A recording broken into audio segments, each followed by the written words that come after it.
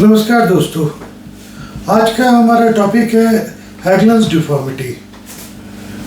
ये हैगलन्स डिफॉर्मिटी इसलिए कहा जाता है कि इसको सर पैट्रिक हैगलन ने सबसे पहले डिस्क्राइब किया था 1927 में।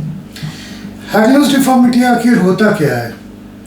ये जो हिल बोन है, जिसे कैल्केनियस भी बोला जाता है, इसके पीछे के पोर्शन में जहाँ पे टेंडोएक्लिस टेंडन अटैच होता है, जब उसके पास में इसमें बोनी पर यह एक्सोस्टोसिस होती है तो उसे हैगलन्स डिफॉर्मिटी कहा जाता है। इसका दूसरा बड़ा प्यारा सा निकनेम है, वो है पंप बम्प। पंप बम्प इसलिए कहा जाता है कि जो पंप शूज होते थे जिसमें पीछे टाइट बैक होता है, उस शूज पहनने की वजह से ये बड़ा कॉमन होते थे, इसलिए इसे पंप बम्प भी कहा जाता है। बम्प इसलिए वर्ड यूज़ किया जाता है क्योंकि पीछे एक स्वेलिंग आ जाती है, बोनी स्वेलिंग, जो आप फील भी कर सकते हो। आखिर इसके होने के कारण क्या क्या है? सबसे कॉमन कारण है इसका टाइट शूज, जिसमें पीछे के साइड में कोई भी फोम या पैडिंग ना हो और ये आपके लेदर का यहाँ पे भीतर वो पुश कर रहा हो, प्रेस कर रहा हो। That is one of the commonest cause. Second common cause होता है एथलीट्स में, जो अचानक अपनी, स्पेशली रनर्स में, जो अचानक अपनी रनिंग बढ़ा देते हैं बिना कंडीशनिंग या वार्म अप के। जैसे कोई हफ्ते में 3 दिन अगर रनिंग कर रहा है, उसने अचानक देखा कि फ्री टाइम में और ऑल द 6 डेज उसने रनिंग शुरू कर दी, या मान लीजिए 3 किलोमीटर दौड़ रहा है, अचानक उसने 5 या 6 किलोमीटर दौड़ना शुरू कर दिया। ये तो सबसे कॉमन कॉज है। तीसरा जो पाया गया है कि ये जेनेटिकली इनहेरिटेड भी होता है। जेनेटिकली इनहेरिटेड का मतलब कि आपको फैमिली हिस्ट्री मिलेगी, घर में और मेंबर्स को भी ये होता है। चौथा, ये जो आर्च है पैर का, ये जो आर्च है, जब ये हाई आर्च होता है तो उसमें भी ये बड़े कॉमनली पाया जाता है। बस ये जिसकी गेट की प्रॉब्लम हो, गेट इज वॉकिंग की प्रॉब्लम हो, गेट डिफॉर्मिटीज हो, तो उसमें भी ये पाया जाता है। तो टाइट शूज हो गया, एक्सेसिव एक्टिविटी हो गई, फैमिलियल या हेरिडिटरी हो गई, हाई आर्च हो गया और गेट डिफॉर्मिटी हो गई। ये मिडिल एज में भी काफ़ी कॉमन पाया जाता है, स्पेशली फीमेल्स में। फीमेल्स में ये मेल से ज़्यादा कॉमन होता है। आखिर इसके सिम्टम क्या क्या होते हैं? सबसे कॉमन सिम्टम होता है पेन, हील पेन। यूजुअली अगर हैगलन्स डिफॉर्मिटी हम बोलते हैं तो ये हील पेन और बम्प, ये दोनों पैरों में मिलना चाहिए।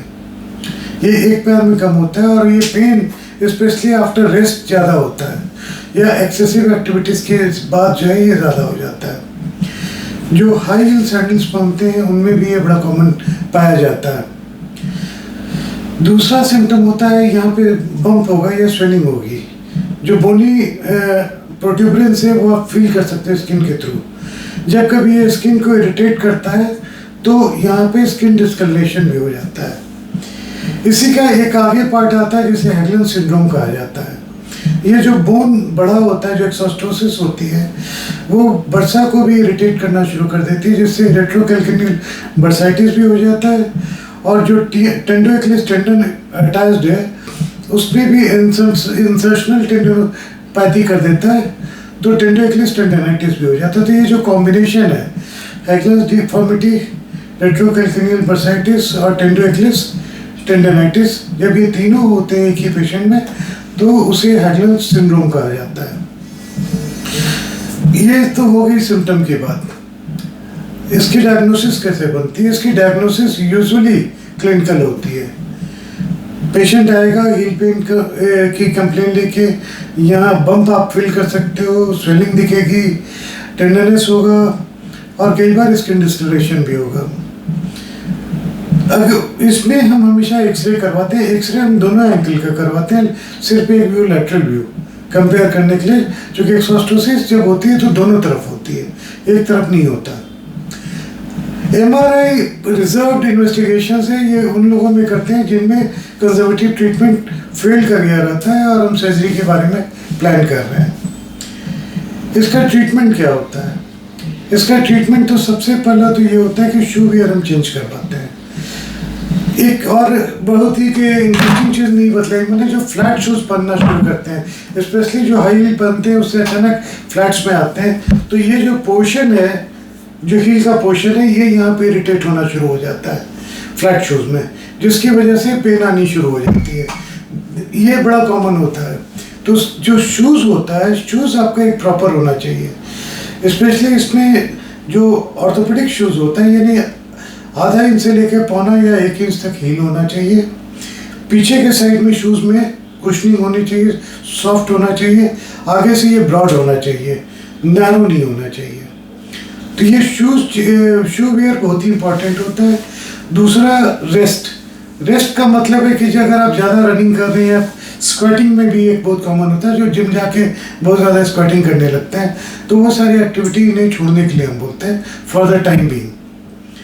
आइस पैक, चूँकि इन्फ्लामेशन हो जाता है तो वहाँ पे आइस पैक लगाने से काफ़ी आराम मिलता है पेशेंट्स को।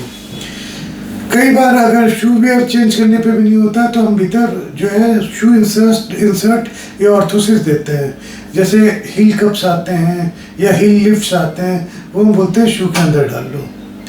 फिर एंटी इन्फ्लामेटरी ड्रग्स हम देते हैं। इसमें कई बार हम ब्लड टेस्ट जो करवाते हैं, क्योंकि कुछ कंडीशंस होते हैं, मेटाबॉलिक डिसऑर्डर्स होते हैं जिसमें हील पेन आता है, वो मिमिक करते हैं कि ये डिफरेंट कॉजेज़ की वजह से हो रहे हैं। तो जो अगर ब्लड टेस्ट में कुछ भी प्रॉब्लम आई रहती है तो उसे हम जो भी पहले इम्प्रूव करते हैं, बेटर करते हैं, नॉर्मल करते हैं। तो शू वेयर चेंज हो गया, नंबर 1। नंबर 2, एक्सेसिव एक्टिविटी को प्रिवेंट करना हो गया, एंटी इन्फ्लामेटरी ड्रग्स हो गया, और कोई मेटाबॉलिक डिसऑर्डर हो गया तो उसे हमने ट्रीटमेंट कर दिया। यूजुअली इतने से ये कंडीशन इम्प्रूव करना शुरू कर जाता है। टाइम पीरियड लंबा लगता है, इसमें जल्दबाजी में मत आइएगा। ये सारी प्रॉब्लम्स मिनिमम 3 से 4 महीने लगता है ठीक होने में। ये नहीं होता है कि आपने ट्रीटमेंट शुरू किया और 1 हफ्ते में वापस आपको रनिंग में जाना है, आप सिर्फ 1 हफ्ते का टाइम दो, ये नहीं होता। It takes time, it takes a long time to improve. अगर इसके बावजूद भी पेशेंट को आराम नहीं आता है तो कई बार हम वहाँ लोकल स्टेरॉइड का इंजेक्शन लगाते हैं।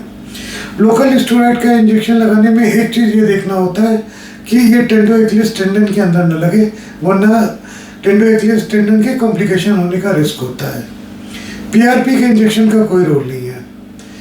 अगर लंबे समय तक आपने ये सारा ट्रीटमेंट दिया, 3 to 4 मंथ्स ट्रीटमेंट दे दिया है, पेशेंट को इम्प्रूवमेंट नहीं आ रही, तब फिर आप जो है सर्जरी के बारे में प्लान करते हैं। उसमें जो पहला टेस्ट होता है वो एमआरआई करवा के हम देखते हैं कि भीतर कहीं कोई और प्रॉब्लम ना हो। जो बोनी पोर्शन जो बढ़ गया है, वो बोनी पोर्शन तो हम हटाते हैं। आप एक्सरे में देखेंगे कि एक तो बोनी एक्सोस्टोसिस होती है, दूसरा हेटरोट्रोपिक कैल्सिफिकेशन मिलता है जो टेंडोएक्लिस टेंडन के अंदर होता है। तो बोनी एक्सोस्टोसिस हटाते हैं, कोई इन्फ्लेमेटरी टिश्यूज जो अंदर का होता है वो सारा रिमूव करते हैं, और उसके साथ ही साथ अगर बोनी ग्रोथ है टेंडोएक्लिस टेंडन में तो वो भी हम रिमूव करते हैं। ये रिमूव करके इनिशियली 3 हफ्ते का हम प्लास्टर देते हैं, 3 हफ्ते के बाद से रिमूवेबल स्प्लिंट देते हैं और एक्सरसाइज शुरू करवाते हैं। ठीक होने में ऑपरेशन के बाद भी 3 से 4 महीने लग ही जाते हैं। बहुत लोगों का मानना है कि इसमें ऑपरेशन का कोई बहुत ज़्यादा रोल नहीं है, क्योंकि इसके जो सिम्टम होते हैं, क्योंकि जब भी आप एक्सरे करवाएंगे तो देखेंगे कि ये प्रॉब्लम दोनों साइड है, जबकि पेन एक साइड आ रहा है। तो लोगों का ये मानना होता है कि जो पेन आ रहा है ये आपका रेट्रोकैल्केनियल बर्साइटिस की वजह से आ रहा है या टेंडोएक्लिस टेंडनाइटिस की वजह से आ रहा है। जब आप रेस्ट देंगे, ये सारी ट्रीटमेंट देंगे, एनएसएआईडीज देंगे, तो ये सब कुछ रिकवर करना शुरू कर देगा। ऐसे भी अगर हम एंटी इन्फ्लेमेटरी ड्रग की बात कर रहे हैं तो उसका बोनी एक्सोस्टोसिस पे कोई रोल नहीं होता है। उसका रोल सिर्फ और सिर्फ जब टेंडन की इन्फ्लेमेशन में या बर्सा के इन्फ्लेमेशन में एंटी इन्फ्लेमेटरी का रोल होता है। वैसे ही इसको प्रिवेंट करने के लिए क्या करेंगे? प्रिवेंट करने के लिए सबसे पहला ज़रूरी है कि हम ना ज़्यादा हाई हील पहनेंगे, ना फ्लैट शूज़ पहनेंगे। हम एक नॉर्मल शूज़ जिसमें आधा से पौना इंच या 1 इंच तक हील हो, आगे से चौड़ा हो, पीछे कुशनिंग हो, शूज़ पहनेंगे। प्रॉपर वार्म अप करेंगे, एक्सरसाइज शुरू करने के पहले से अचानक एक्सरसाइज को स्टेप अप नहीं करेंगे, ग्रेजुअली एक्सरसाइज को बढ़ाते जाएंगे, डेली इंक्रीमेंट या वीकली इंक्रीमेंट करेंगे।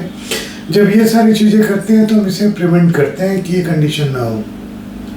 जब भी कोई प्रॉब्लम हो इस तरह की सेल्फ ट्रीटमेंट नहीं करें, हमेशा किसी डॉक्टर को जाकर दिखाएं, प्रॉपर डायग्नोसिस बनवाएं या प्रॉपर ट्रीटमेंट लें। चूँकि जब ये क्रोनिक हो जाता है तो पाया गया कि जब जो रेट्रोकैल्कुलर बर्साइटिस होते हैं उसको वॉल थिकन्ड हो जाता है। जब पेन हो जैसे ही शुरू हो इमीडिएट डॉक्टर को जाके दिखा के ट्रीटमेंट शुरू करवाना चाहिए। अगर उसके बीच में भी आप ज़बरदस्ती एक्सरसाइज करते रहते हैं तो जब वो बरसा की वॉल थिकन्ड हो जाती है तो दर्द उसका जाते जाते बहुत ही वक्त ले जाता है। कई बार सारे ट्रीटमेंट इवन ऑपरेशन के बाद भी दर्द परसिस्ट करता है। इसीलिए हमेशा मैं एडवाइस देता हूँ, be healthy and consult A doctor whenever you face any problem, any disease. खुद गूगल पढ़ के अपना इलाज करने की कोशिश ना करें, खुद किसी केमिस्ट शॉप पे जाके दवा लेके अपना इलाज करने की कोशिश ना करें, शो टू ए डॉक्टर।